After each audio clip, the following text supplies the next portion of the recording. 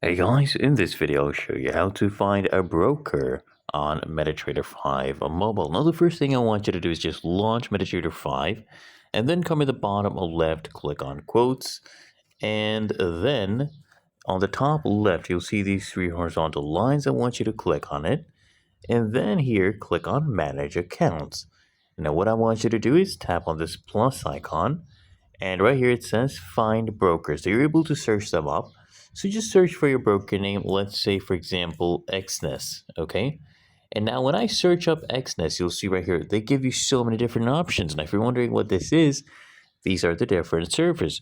So make sure where you had created your account with that broker, you use the same server that is provided.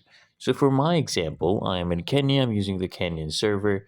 So I'll use the KE one right here. And then all you need to do is come here and just log in. That's literally it. So if you found this video helpful, make sure you smash that like button and subscribe to the channel.